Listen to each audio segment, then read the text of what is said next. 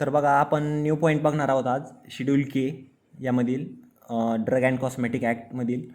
So first point schedule K list of the drugs exempted from the certain provisions applicable to manufacture of the drugs and sale of drugs.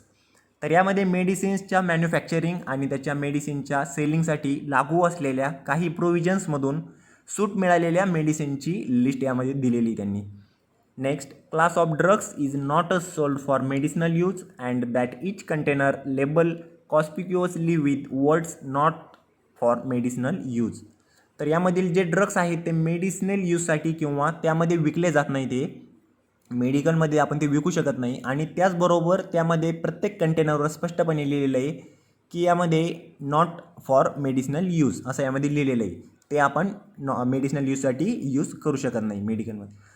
Next, the medicines that continue to be under the household remedy category including in the examples paracetamol tablets, analgesic balms, antacids preparations, calcium preparations or without the vitamin D grip water for use in infants, inhalers containing drugs for treatment of the cold and nasal congestions, syrups, lozenges, pills, tablets for cough, cold or sore throat.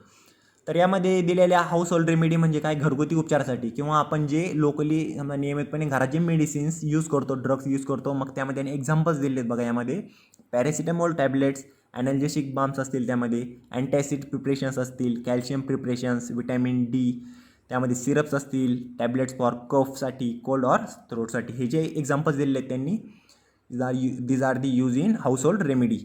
So next, however, the drugs should not contain any substance specified in the schedules G, H or X of the DNC Act and rules. The shopkeepers are also to ensure that the drugs are sold in the original unopened containers of the licensed manufacturer.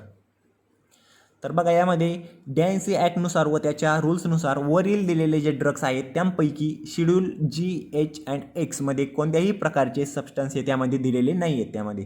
आणि त्याचबरोबर शॉपकीपरने म्हणजे दुकानदाराने त्यामध्ये खात्री करून घ्यावी की त्यांनी अनओपन किंवा पॅकबंद म्हणू आपण त्याला कंटेनरमधीलच ड्रग आणि मेडिसिन्सची सेलिंग करावी त्यामध्ये. नोट काय दिले बघा त्यांनी, aspirin and quinine sulphate has been remove from the schedule. Aspirin आणि क्विनिन सल्फेट हे जे दोन ड्रग्स आहेत हे या शेड्यूलमधून रिमूव्ह केले गेले आहेत बघा. सो नेक्स्ट पॉईंट बघू, माशेलकर कमिटी रिकमेंडेशन्स. त्यामध्ये माशेलकर कमिटीचे त्यावेळेस शिफारसी काय होत्या. So first one, the committee on a drug regulatory systems headed by the chief doctor Mashelkar. तर माशेलकर यांच्या अध्यक्षतेखाली ड्रग रेग्युलेटरी सिस्टम ही कमिटी चालत होती त्यामध्ये बघा त्यावेळेस. Next, suggested to expand the scope of schedule K to include OTC drugs.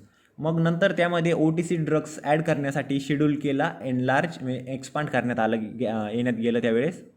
आलं.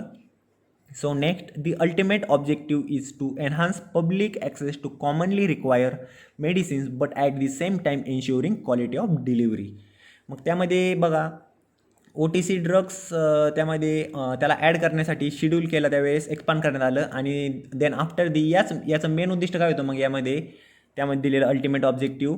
सो की त्यामध्ये कॉमनली युजेससाठी जे लागणारे मेडिसिन्स आहेत आपण जे रोज यूजसाठी वापरतो, मग त्यामध्ये एक्झाम्पल दिले बघा त्यांनी, पॅरासिटामॉल टॅबलेट वगैरे, कप सिरप, ते पब्लिकपर्यंत कसे पोहोचतील, जास्तीत जास्त त्याचं कशी ॲडव्हर्टाईज होईल, पण त्यांचं त्यावेळेस त्याची क्वालिटी आणि डिलिव्हरी ही इन्श्युअर केली पाहिजे त्यांनी. So next, OTC drugs means काय बघा यामध्ये की OTC drugs means drugs legally allowed to be sold over the counter by pharmacist, examples without the prescription of a register medical practitioner. मग OTC ड्रग्स म्हणजे काय आहे की जे असे ड्रग्स आहेत की ते आपण over the counter by pharmacist म्हणजे ते लिगली आपण सोल्ड करू शकतो आणि without the prescription of a register medical practitioner. आणि त्यामध्ये विदाऊट मेडिकल रजिस्टर प्रॅक्टिशनर सुद्धा आपण ते सोल्ड करू शकतो, ते सेलिंग करू शकतो. रजिस्टर प्रॅक्टिशनरची प्रिस्क्रिप्शन नसेल तरीसुद्धा आपण ते सोल्ड करू शकतो. हे जे ड्रग्स आहेत ते आयुर्वेदिक ड्रग्स, OTC ड्रग्स म्हणतो आपण त्याला. सो नेक्स्ट, आयुर्वेदिक OTC मेडिसिन्स मीन्स काय बघा, OTC drugs register as a Ayurvedic medicines containing natural and herbal ingredients. OTC drug जे आहेत ते बघा ते आयुर्वेदिक मेडिसिन्स म्हणून रजिस्टर करण्यात आले आहेत. आणि तर त्यामध्ये त्यामध्ये न्यूट्रल आणि हर्बल इन्ग्रेडियंट्स असतात. So next, Ayurvedic drugs are manufactured under a manufacturing license issued by the Ayurvedic state licensing authorities. However, they do not require a drug sales license and can be sold freely by non-chemist. मग त्यामध्ये आयुर्वेदिक ड्रगसाठी manufacturing करण्यासाठी त्यामध्ये आयुर्वेदिक state licensing ऑथॉरिटीची मान्यता असली पाहिजे त्यामध्ये किंवा असावी लागते. नाहीतर त्यासाठी मॅन्युफॅक्चरिंग करण्यासाठी ते ड्रग वगैरे जे आहे ते आयुर्वेदिक स्टेट लायसन्सिंग ऑथॉरिटीकडून लायसन्स इश्यू केलेलं पाहिजे त्यांनी. सो नेक्स्ट पॉईंट बघा, largest OTC brands in India are register as Ayurvedic medicines because of their plant based natural active ingredients. OTC जे ब्रँड आहे ते इंडियातील लार्जेस्ट ब्रँड म्हणून ओळखलं जातं आणि ते आयुर्वेदिक मेडिसिनमध्ये रजिस्टर करण्यात आलेलं आहे, कारण की त्यामध्ये प्लांट बेस्ड ॲक्टिव्ह इन्ग्रेडियंट्स असतात, त्यामध्ये plant based natural active ingredients असतात. So next point, categories with OTC potential. मग त्या कॅटेगरीज काय होत्या OTC पोटेन्शियलच्या त्यामध्ये. सो फर्स्ट वन बघा त्यांनी दिलेलं आहे examples, vitamins and minerals, health tonics, cough suppressants like Vicks, gastrointestinal drugs like as gas, analgesics, dermatological preparations, herbal and ayurvedic medicines. So यामध्ये आपण नेक्स्ट पॉईंट बघू, शेड्यूल E अँड E1.